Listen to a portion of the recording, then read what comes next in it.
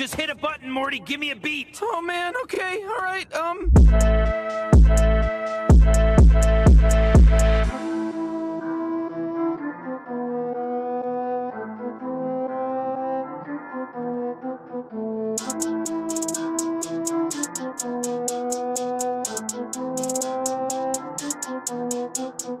Hey, what's up guys, it's Arun, and today I'm going to be taking a look at the GTX 1060 3GB model in 2020.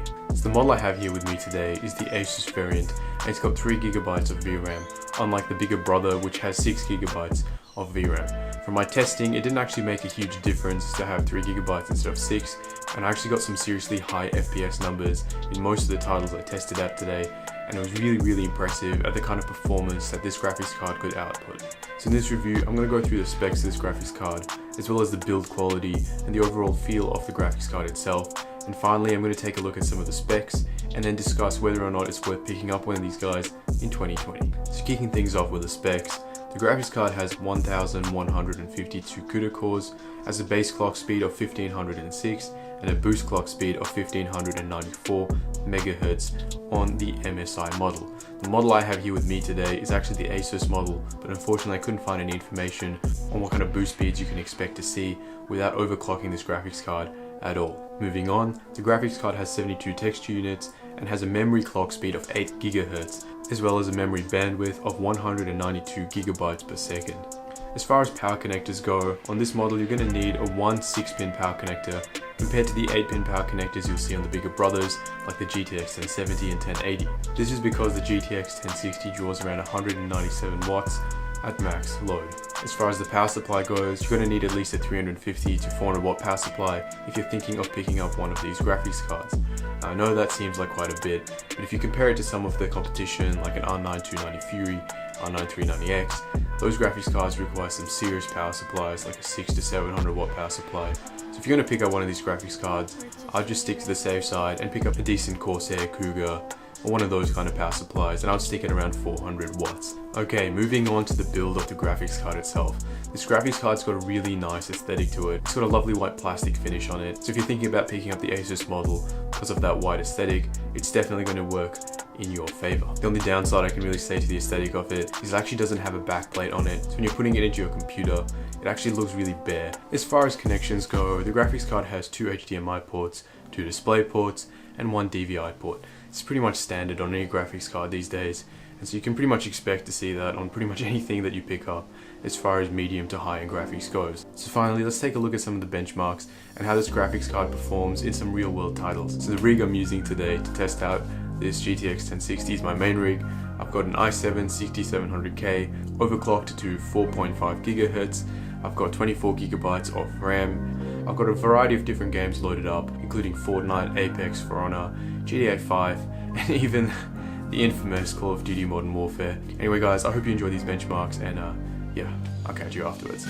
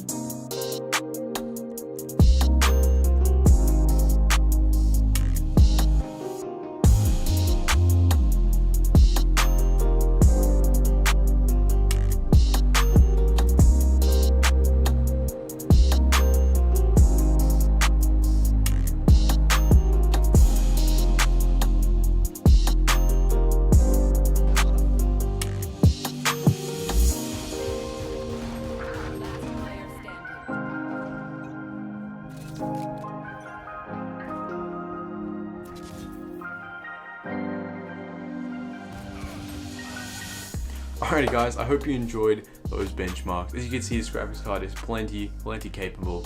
I even went over the maximum 3GB of VRAM in many titles, such as GTA 5 and Apex Legends. They gave me an error warning saying that I'm using too much VRAM, but even then I was still getting around 90 to 100 FPS, which is just... It's crazy how well these lower tier graphics cards really do, and it makes you wonder why you'd need something like a GTX 1080 in this day and age, when really you can get pretty much the same amount of performance for a lot less money with something like a 1060. And again, if I chose the 6GB model, we wouldn't be having those kind of VRAM limitations, and you'd be still getting the same performance with a bit extra FPS. So anyway guys, let me know what you think in the comment section below. If you have any questions, don't hesitate to comment down below and ask me. I'll be answering as many as I can, and as always, I'll catch you guys in the next one.